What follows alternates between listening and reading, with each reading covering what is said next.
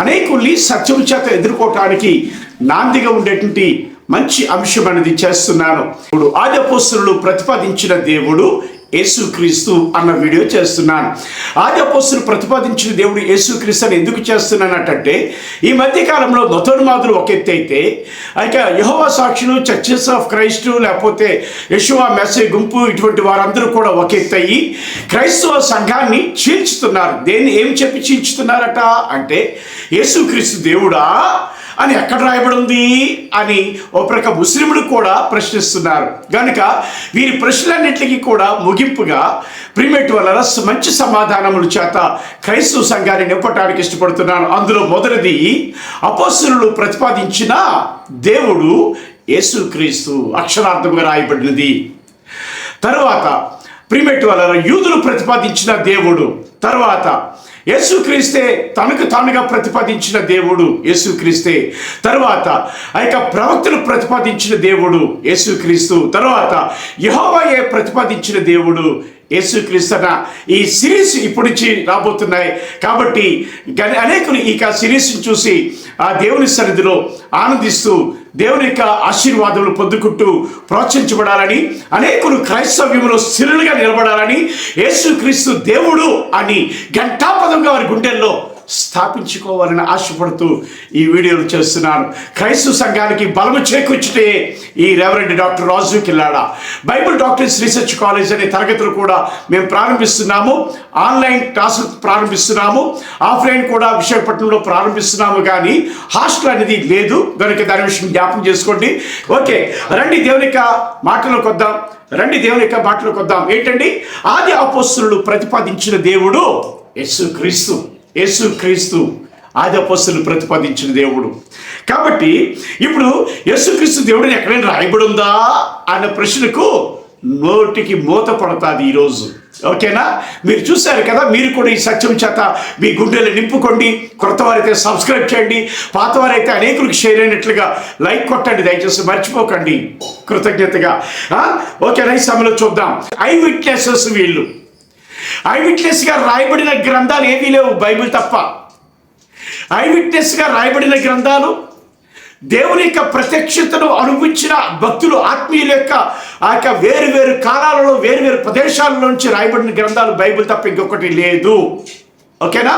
గనుక మేము చూచి ఆ జీవముని గురించి సాక్ష్యం ఇచ్చు దానిని మీకు తెలియపరచుచున్నాము అంటున్నారు. అంటే అపోస్తలుల యొక్క రిప్రజెంటేటివ్గా అపోస్తలుడైన యోహాను గారు ఆ దేవుని గురించిన మాటలు తెలియజేయడానికి ఉపోద్ఘాతంగా మీకు తెలియజేస్తున్నాను. అయితే రండి, మొదటి ఏంటంటే అపోస్తలుడైన పౌలు గారు ప్రతిపాదించిన దేవుడు యేసుక్రీస్తు. మొదటిది ఏమండి? అపోస్తలుడైన పౌలు గారు ప్రతిపాదించిన దేవుడు యేసుక్రీస్తు. రోమీయులకు రాసిన పత్రిక 9వ అధ్యాయం 5వ వచనములో 9వ అధ్యాయం 5వ వచనంలో, పితరులు వీరివారు శరీరమును బట్టి క్రీస్తు వీరిలో పుట్టెను, ఈయన సర్వాధికారి అయిన దేవుడై ఉండి నిరంతరము స్తోత్రార్హుడై ఉన్నాడు. ఆమేన్. కనుక పౌలు గారు ప్రతిపాదించిన ప్రతిపాదన దీన్ని తోసిపారేయడానికి లేదు. ఏదో రోమీయులకు రాసిన పత్రిక 9వ అధ్యాయం 5వ వచనం ఉందని చెప్తారు అంటారు. కాదది. ఆ చెప్పింది ఏంటంటే అపోస్తలుడైన పౌలు గారు ప్రతిపాదించిన దేవుడు ఈ దేవుడు ఎవరట? క్రీస్తు. తన రెండవ ప్రతిపాదనలో ఫిలిప్పీయులకు రాసిన పత్రిక 2వ అధ్యాయం 6వ వచనంలో, ఫిలిప్పీయులకు రాసిన పత్రిక 2వ అధ్యాయం 6వ వచనంలో, ఆయన దేవుని స్వరూపము కలిగిన వాడై ఉండి దేవునితో సమానముగా ఉండుట విడిచిపెట్టకూడని భాగ్యముని ఎంచుకొనలేదు గాని అంటున్నాడు. యేసుక్రీస్తు వారి గురించి మాట్లాడుతూ దేవుని స్వరూపము కలిగిన వాడట, దేవునితో సమానంగా ఉండేటువంటి స్టేటస్ కలిగిన వాడు యేసుక్రీస్తు అని చెప్తున్నాడు. అంటే దేవుడు అంటే యేసుక్రీస్తు వారు ఎవరట? దేవుడు అనే ఈ రెండవ ప్రతిపాదన పౌలు గారిది. తిమోతికి రాసిన మొదటి పత్రిక 2వ అధ్యాయం 5వ వచనంలో పౌలు గారు 3వ ప్రతిపాదనగా ప్రతిపాదిస్తున్నారు. తిమోతికి రాసిన మొదటి పత్రిక 2వ అధ్యాయం 5వ వచనంలో, దేవుడు ఒక్కడే, దేవునికి నరులకును మధ్యవర్తి ఒక్కడే, ఆయన క్రీస్తు నరుడు అంటున్నాడు. ఆ పౌలు గారి యొక్క 3వ నిర్ధారణ ప్రకారంగా యేసుక్రీస్తు ఎవరట? దేవుడు అని ప్రతిపాదిస్తున్నాడు. తర్వాత 4వదిగా చూద్దాం. 4వదిగా చూస్తే కొలసీలు రాసిన పత్రిక 2:9 వచనంలో ఎలా ఉంది? కొలసీలు రాసిన పత్రిక 2:9లో ఏమని ప్రతిపాదిస్తున్నాడు పౌలు గారు అంటే, ఏలయనగా దేవత్వం యొక్క సర్వ పరిపూర్ణత శరీరంగా క్రీస్తునందు నివసించుచున్నది. యాలి అనగా దేవత్వం యొక్క సర్వపరిపూర్ణత శరీరంగా క్రీస్తునందు నివసించుచున్నది. అంటే యేసుక్రీస్తే దేవుడు. దేవత్వం యొక్క సర్వపరిపూర్ణత ఉంది ఆయనలో. కనుక ఆయనే దేవుడు. మంచి గుణాలు ఉంటే, అయ్యా నీవే దేవుడు, అయ్యా మాకు మేలు చేసావు, ప్రాణాపేమించి రక్షించావు అని చెప్పి డాక్టర్ దగ్గరికి వెళ్ళి దేవుడు అంటారే. కానీ దేవత్వం యొక్క సర్వపరిపూర్ణత కూడా క్రీస్తులు ఉన్నప్పుడు క్రీస్తు ఎవరట? దేవుడు అని ఆయన కొలసీలు రాసిన పత్రిక 2:9 ప్రతిపాదిస్తున్నారు. పౌలు గారు ప్రతిపాదించిన తన 4వ ప్రతిపాదనలో చూస్తే యేసుక్రీస్తు ప్రభువారు దేవత్వము తన శరీరంలో ఉంది అంటే యేసు ప్రభువారు దేవుడు అన్నది. తర్వాత చూస్తే పౌలు గారి యొక్క 5వ ప్రతిపాదన చూస్తే తిరిగి రాసిన పత్రిక 2:13 ఏముందటంటే, అనగా మహాదేవుడును మన రక్షకుడైన యేసుక్రీస్తు అని మాట రాయబడి ఉంది. ఏమిటండి? మహాదేవుడును మన రక్షకుడైన యేసుక్రీస్తు అన్న మాట అక్కడ కనబడుతుంది. పౌలు గారు ప్రతిపాదించిన తన 5వ ప్రతిపాదనలో యేసుక్రీస్తు ఎవరట అంటే మహాదేవుడును మన రక్షకుడు అయిన యేసుక్రీస్తు అని అక్కడ ప్రతిపాదించారు అపోస్తలుడైన పౌలు గారు. 6వదిగా చూస్తే అపోస్తలుడైన పౌలు గారు రాసిన హెబ్రీయులకు రాసిన పత్రిక 1:8 కానీ తన కుమారుని గురించి అయితే, దేవా నీ సింహాసనము నిరంతరం నిలిచినది, నీ రాజదండము న్యాయార్థమైనది అని ఇక్కడ వ్రాయబడినది. అంటే ఇప్పుడు ఏంటంటే ఇక్కడ దేవా అన్నమాట యేసుక్రీస్తు వారి విషయంలో దేవుడు పలుకుతున్న మాట ఇది. దేవా అన్నమాట దేవుడే పలుకుతున్నాడు. తన సాక్ష్యం విషయంలో చూద్దాం. కాబట్టి ప్రిమేట్ వల్ల ఇక్కడ ఏముందట? దేవా అనడానికి ఈ గ్రీకులో ఏముందట? హో థియోస్ అని ఉంది. అంటే యేసుక్రీస్తుని దేవుడు పలుకుతున్న మాట ఏంటంటే, ఓ దేవా అంటే నాతో సమానుడా, నేను దేవుడిని, నాతో సమానుడు అన్నట్లుగా. ఓ దేవా అంటే ఓ థియోస్ మీన్స్ ఓ గాడ్. కనుక అపోస్తలుడైన పౌలు గారు ప్రతిపాదించిన ప్రతిపాదన దేవుడని ప్రతిపాదన యేసుక్రీస్తుకున్నాయని ఇక్కడ 6 రకాల ఆధారాలు మీకు అపోస్తలుడైన పౌలు గారి యొక్క ప్రతిపాదనలో చూపించాను. కాదనగలరా? కాదని వారు డిబేట్కి రాగలరు. ఓకేనా? ఇప్పుడు రెండవది ఏంటంటే అపోస్తలుడైన యోహాను గారి యొక్క ప్రతిపాదన. అపోస్తలుడైన యోహాను గారి యొక్క ప్రతిపాదన చూద్దాం మనం. ఆదియందు వాక్యముడేను, వాక్యము దేవుడేను, వాక్యము దేవుని యొద్ద ఉండేను అని మాట అంటాడు అక్కడ. కనుక ఇక్కడ చూస్తే మనం ఇంగ్లీష్లో చూస్తే ఎలా ఉంది? ఏముంది? In beginning was the word and the word was with the God and God was the word అన్నమాట అంటున్నాడు. కనుక ఈ మాటకు గ్రీకులో కూడా మనం చూడొచ్చు. అంటే ఇప్పుడు ఏంటట అంటే ఆదియందు వాక్యముడెను, వాక్యము దేవుని యొద్ద ఉండెను, వాక్యము దేవుడై ఉండెను, వాక్యము దేవుని యొద్ద ఉండెను అన్న మాట మనకు కనబడుతుంది. అంటే ఆదియందు వాక్యము ఉంది అని యోహాను గారు చెప్పుచున్నారు. ప్రీమెట్ వలన ఆది కాండము 1:1 1వ ప్రేస్ ఏంటది? బెరాషిట్ అని హీబ్రూలు అంటారు. బెరాషిట్ అనే మాటలో బెర్రా అనేది కుమారుడు. ఏమండి? ఆదియందు వాక్యం ఉంది. ఆ తర్వాత ఏంటంట? ఎలోహిమికి బెరాషిట్కి మధ్యలో ఏముందట? ప్రియ దేవుని జనాంగం అంటే అక్కడ ఏట్ అని ఉంది. అంటే ఆలెఫ్ టేవ్. ఆలెఫ్ అంటే దేవుడు, టేవ్ అంటే ఆయన ఆ యొక్క ప్రీమెట్ వల్ల సిలువకి సూచన. అక్కడ టేవ్ పాత ఆదిమ హిబ్రూలో ఆ టేవ్ అనేది క్రాస్గా కనబడుతుంది అక్కడ చూస్తే. అంటే ఆ యొక్క దేవుడు కనబడిన వాడు ఏం చేయబడారట? టేవ్ మీద ఆయన ప్రాణం పెట్టారని దీనికి ఆలెఫ్ టేవ్ అంటే 8 అంటారు. ఆలెఫ్ టేవ్ ఆ యొక్క హల్లుతో కలిసి 8 అంటారు. 8 అనే మాట ఏంటంటే యెషూవా. దాని అర్థం యెషూవా అంటే ఏంటి? యెహోవా. యెహోవా లేక సోటర్ లేక యెషూవా అన్నమాట, లేక యేసు రక్షకుడు కదా యేసు అంటే. కనుక లేకపోతే ఈసు, ఈసోస్. కనుక ఏ భాషలో చూసినా అక్కడ అర్థం ఏంటట? ఆలెఫ్ టేవ్ అంటే 8కి వచ్చింది ఏంటంటే ప్రిమేట్ వలన అక్కడ చూస్తే ఆదియందు వాక్యముడెను, వాక్యము దేవుని యొద్ద ఉండెను అని మాట ఉంది. ఈ వాక్యం ఎవరు? దేవుడే. కనుక అక్కడ 8గా కనబడుతున్నాడు, అక్కడ బెరాగా కనబడుతున్నాడు. బెరాషీట్లో బెర్రా కనబడుతున్నాడు. ఆ తర్వాత ఉండే పదంలో 8గా కనబడుతున్నాడు ఆలెఫ్ టేవ్. ఆ తర్వాత చూస్తే ఎలోహీం అంటే దేవుడు, ప్లోరాలిటీ, దేవుడు అన్నమాట కనబడుతుంది. కనుక ఆదియందు వాక్యముడెను, వాక్యము దేవుడై ఉండెను, వాక్యము దేవుని యొద్ద ఉండెను. ఎవరట వాక్యము దేవుడై ఉన్నాడు అన్నమాట మనకు కనబడుతుంది. కనుక ఆదియందు వాక్యం ఎవరట అంటే వాక్యము దేవుడు, దేవుని యొద్ద ఉన్నాడు, దేవుడై ఉన్నాడు అన్నమాట అక్కడ మనకి కనబడుతుంది. ప్రీమేట్ వల్ల ఆలెఫ్ టేవ్లో కనబడుతుంది. ఆలెఫ్ అంటే దేవుడు, టేమ్ అంటే సిలువ, లేకపోతే ఆయన విమోచన కార్యము అనేది మనం చెప్పొచ్చు. కాబట్టి ప్రియ దేవుని జనాంగమా, ఇక్కడ చూస్తే ఆది వాక్యముడేను, వాక్యము దేవుని యొద్ద ఉండేను, వాక్యము దేవుడి ఉండేను అన్నమాట ఇక్కడ మనకు కనబడుతుంది. ప్రియమైన వాళ్ళ కొంతమంది ఏమంటున్నారంటే ఎట్ గాడ్ అని ఉంది పాత ట్రాన్స్లేషన్లో అంటారు. ఎట్ కాదండి, అక్కడ వ్రాయబడిన ప్రియమైన వాళ్ళ గ్రీక్ పదం ఏంటంటే ప్రోస్ అంటే అర్థం ఏంటి? విత్ కనుక గ్రీక్ పదం. కాబట్టి ఈ యోహాను గారు ప్రతిపాదించిన మొట్టమొదటి ప్రతిపాదనలోనే ఏమని చూపించాడు? వాక్యము దేవుడై ఉన్నాడు. ఆ వాక్యం ఎవరట? శరీరధారి అయి కృపా సత్య సంపూర్ణుడిగా మన మధ్యకు వచ్చినవాడు. ఎవరట? యేసుక్రీస్తు. శరీరం దాల్చిన వాడు. యేసుక్రీస్తు పుట్టాడని కదా, దాని మీద వేరే వీడియో చేద్దాం. యేసుక్రీస్తు శరీరం దాల్చడానికి కన్యమరియ గర్భంలోకి వచ్చాడు. ఆయన ఏ ధర్మం విధించాడో ఆ ధర్మం ప్రకారంగా మనుషుడు 9 నెలలు ఆ యొక్క తల్లి గర్భం నుండి రావాలి. అది ధర్మం, మానవ ధర్మం కనుక ఆ ధర్మానికి దేవుడు కట్టుబడి ఉండి శరీరాన్ని ధరించుకుని స్త్రీ సంతానంగా బయటకు వచ్చాడు. కనుక ఆ యొక్క వాక్యం ఎవరట? దేవుడు. ఆ వాక్యం ఎవరట? యేసుక్రీస్తు. కాబట్టి యోహాను ప్రతిపాదించిన దేవుడు ఎవరట? వాక్యము అయ్యున్న యేసుక్రీస్తు దేవుడు అని ప్రతిపాదించాడు. ఆయన ఆది యందు ఉన్నాడని ప్రతిపాదించాడు. ఓకేనా? తర్వాత యోహాను యొక్క 2వ ప్రతిపాదన చూద్దాం రండి.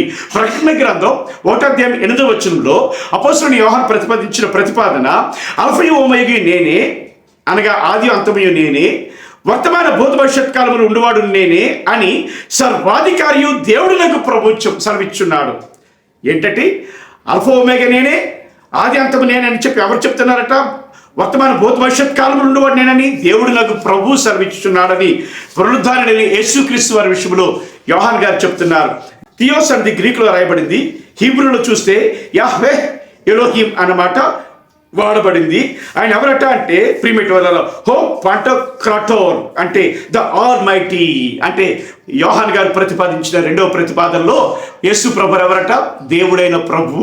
యోహాను సువార్త 1:18 ఏముందటంటే ఎవడను ఎప్పుడైనా దేవుని చూడలేదు, తండ్రి రొమ్మున అద్వితీయ కుమారుడే అన్న మాటకి ఆదిమ విషయంలో ఆదిమ ట్రాన్స్లేషన్ ఏముందటంటే జనతేక కుమారుడే అనే ప్రాచీన ప్రతుల్లో అద్వితీయ దేవుడే అంటే ఏకైక దేవుడే అని మాట రాయబడింది. ఎక్కడ? యోహాను సువార్త 1వ అధ్యాయం 18వ వచనంలో అద్వితీయ దేవుడే అన్న మాట రాయబడి ఉంది. మరి గ్రీక్లో ఏముందట? థియోన్ అని మాట రాయబడింది. థియోన్ అని మాట రాయబడింది. బిగాటెన్ సన్కి గ్రీక్లో ఏముందట? హో మోనోజెనెస్ హియోస్ అని మాట రాయబడి ఉంది. యోహాను ప్రతిపాదించిన దేవుడు యేసుక్రీస్తు అని యోహాను సువార్త 1వ అధ్యాయం 18వ వచనంలో ఆదిమ భాషలో గ్రీకులో కూడా వ్రాయబడి ఉంది. 4వ ప్రతిపాదన యోహాను రాసిన మొదటి పత్రిక 5:20లో ఏమన్నాడట అంటే ఆయన నిజమైన దేవుడును నిత్య జీవమునై ఉన్నాడని మాట ఉంది. యోహాను రాసిన మొదటి పత్రిక 5:20లో ఆయన నిజమైన దేవుడును నిత్య జీవమునై ఉన్నాడని యేసుక్రీస్తు వారి గురించి రాస్తున్నాడు. క్రీస్తునందు ఉన్నవారమే సత్యవంతులున్నామన్నాడు. దేవుని కుమారుడైన క్రీస్తునందు అన్నాడు. ఆ క్రీస్తుని ఏమంటున్నాడట? ఆయనే నిజమైన దేవుడును నిత్య జీవమునై ఉన్నాడు అన్నాడు. యేసుక్రీస్తు వారు నిజమైన దేవుడును నిత్య జీవమునై ఉన్నాడు అని యోహాను తన 3వ ప్రతిపాదనలో యోహాను రాసిన మొదటి పత్రిక 5:20లో ఆయన ప్రతిపాదిస్తున్నాడు.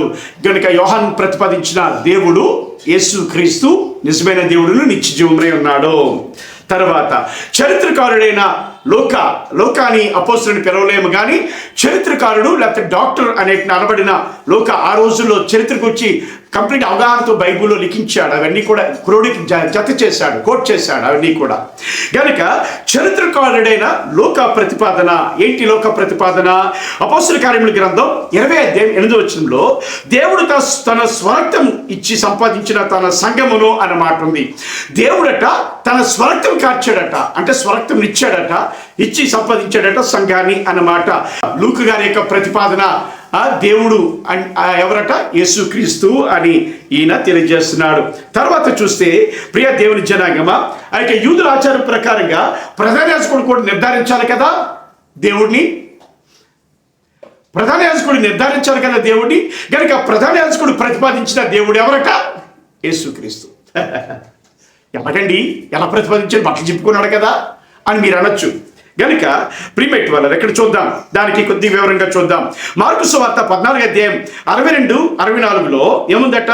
మార్కు సువార్త 14వ అధ్యాయం 62-64లో యేసు అవును నేనే మీరు మనుష్య కుమారుడు సర్వశక్తిమంతుని కుడిపార్శ్వమున కూర్చుంటూ మేఘారుడే వచ్చిటియు చూచెదరని చెప్పాను. ప్రధాన యాజకుడు తన వస్త్రములు చెప్పుకొని, ఇక సాక్ష్యంతో పని ఏమి? ఈ దేవదోషుని మీరు విన్నారు కారా? మీకేమి తోచున్నది అని అడుగగా వారందరూ మరణమునకు పాత్రుడని ఆయన మీద నేరస్థాపన చేసిరి అని మాట ఉంది. వీళ్ళ దృష్టిలో దేవదోషం అంటే ఏంటంటే నేను దేవుణ్ణి అని చెప్పుకున్నాడు దేవదోషున వీరి దృష్టిలో. కనుక ఇప్పుడు మనిషి కుమారుడు దేవుడు కృపార్శ్వమున కూర్చుంటే మీరు చూస్తారు మనుషులని మీరు అని చెప్తే నేనే దేవుడిని అని చెప్తున్నాడు అని ప్రతిపాదించి దేవదోషం చేస్తున్నాడని ప్రతిపాదన చేశాడు ఎవరు? ప్రధాన యాజకుడు. గనుక ప్రధాన యాజకుడు ప్రతిపాదన సరైనది. కాబట్టి ప్రియమైన వలన గనుకనే శిలువ మరణానికి అప్పగించడానికి కారణమైంది. ఎందుకు? యేసుక్రీస్తు వారు తాను దేవుడని చెప్పుకున్నాడని. తర్వాత చూస్తే మత్తయి సువార్త 26:64 నుంచి 66 వచనాల్లో చూస్తే ప్రియమైన వలన అక్కడ ఏముందట? ఇది మొదలుకొని మనిషి కుమారుడు సర్వశక్తిని కుడిపార్శ్వమున కూర్చుండటి ఆకాశ మేఘాల నుండి వచ్చి మీరు చూతురని చెప్పగా ప్రధాన యాజకుడు తన వస్త్రం చెప్పుకొని వీడు దేవదోషణ చేశాను, మనకి సాక్ష్యంతో పనేమి? ఇదిగో ఈ దేవదోషణ మీరు ఇప్పుడు విన్నారు, మీకేమి తోచున్నదని అడిగాను. అందుకు వారు వీడు మరణమునకు పాత్రుడు అని ప్రతిపాదించారు. ఇక్కడ దేవదోషణ అంటే ఏంటంటే యేసుక్రీస్తు దేవుడిని చెప్పుకుంటున్నాడు. కనుక దేవుడని చెప్పుకుంటున్నాడు కాబట్టి అంటే అర్థం ఏంటంటే ఎవరు ప్రతిపాదిస్తున్నారు, ఎత్తి చూపిస్తున్నారు ఆ మాటను? ప్రధాన యాజకుడు వ్యతిరేకంగానో ప్రతికూలంగానో మొత్తానికి వ్యతిరేకంగా ఎత్తి చూపిస్తున్నాడు. ఏమని? యేసుక్రీస్తు దేవుడు అని చెప్పుకుంటున్నాడు అనేది. ఓకేనా? కనుక ప్రధాన యాజకుని ప్రతిపాదనను బట్టి కూడా శిలువ మరణానికి అప్పగించబడ్డారు. తర్వాత ఏంటంటే యూదుల ప్రతిపాదన. యూదుల ప్రతిపాదనలో యోహాను సువార్త 10:30లో నేను తండ్రి ఏకమై ఉన్నామని వారితో చెప్పాను. యేసుక్రీస్తు ప్రభువు చెప్తున్నారు నేను తండ్రి ఏకమై ఉన్నామని చెప్పేసరికి యూదులు ఏమంటున్నారో వాళ్ళు ఏమని ప్రతిపాదిస్తున్నారో చూద్దామా? చూడండి యోహాను సువార్త 10:33లో అందుకు యూదులు మనుష్య కుమారుడు ఏంటి దేవుడని చెప్పుకునిచున్నావు గనుక దేవదోషం చేసినందుకే చెప్పాను కదా. యూదుల దృక్పథంలో దేవుడని చెప్పుకుంటే దేవదోషం చేసినట్లు. అక్కడ ఎవరు ప్రతిపాదించారు? ఎవరు? ప్రధాన యాజకుడు. ఇక్కడ యూదులు ప్రతిపాదించి అంటున్నారు నువ్వు మనుషులు వేయండి యూదులని చెప్పుకునిచున్నావే అని చెప్పి మాట్లాడుతున్నారు. అంటే యూదులు కూడా ప్రతిపాదించిన దేవుడు ఏమని వ్యతిరేకంగానో అనుకూలంగానో మొత్తానికి ప్రతిపాదించారు కదా. ఎవరట? యేసుక్రీస్తు ప్రభువారు. చివరిగా యేసుక్రీస్తే ప్రతిపాదించారు తన దైవత్వాన్ని. ఏమని ప్రతిపాదించారు చూద్దాం. కాకపోతే యేసుక్రీస్తు దేవుడిని ఏమంటాడంటే తండ్రి అంటాడు తప్ప దేవుడా అంటారు. నా దేవా అని ఒకసారి అన్నారు. నా దేవా నా దేవను నేల చేయి విడినాడుతో ఒకటి రెండు సందర్భాలు అది ఉండొచ్చు. కానీ ఇక్కడ చూస్తే తండ్రి అనే మాట కనబడుతుంది. యేసుక్రీస్తు ప్రభువు యొక్క ప్రతిపాదన ఏంటట అంటే యోహాను సువార్త 8:58 వచనంలో యోహాను సువార్త 8:58 వచనంలో యేసు అబ్రహాము పుట్టక మునిపే నేను ఉన్నానని మీతో నిశ్చయముగా చెప్పుచున్నాను. నేను ఏమన్నాడు? అబ్రహాము పుట్టక మునిపే నేను ఉన్నాను అంటే అర్థం ఏంటట? నేను మొదట ఉన్నవాడిని అనువాడిని ఉన్నానన్నమాట.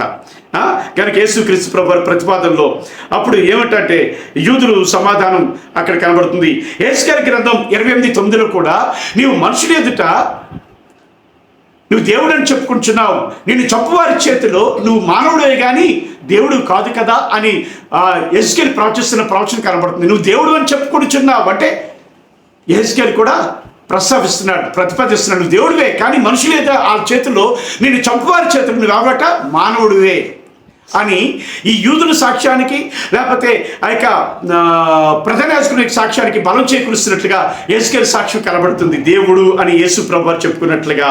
కనుక యేసుక్రీస్తు ప్రభువు యొక్క ప్రతిపాదన ప్రియమైన వలన ప్రతిపాదనలో రెండవ ప్రతిపాదన ఏంటంటే యోహాను సువార్త 14:7 వచనంలో యోహాను సువార్త 14:7 వచనంలో మీరు నన్ను ఎరిగి ఉంటే నా తండ్రిని ఎరిగియుందురు, ఎప్పటి నుండి మీరు ఆయనను ఎరుగుదురు, ఆయనను చూచున్నారని చెప్పాను. మీరు నన్ను ఎరిగి ఉంటే దేవుడైన తండ్రిని లేకపోతే తండ్రిని ఎరిగియుందురు. దేవుడిని తండ్రి అంటాడు ఎక్కువ శాతం యేసుక్రీస్తు ప్రభువారు.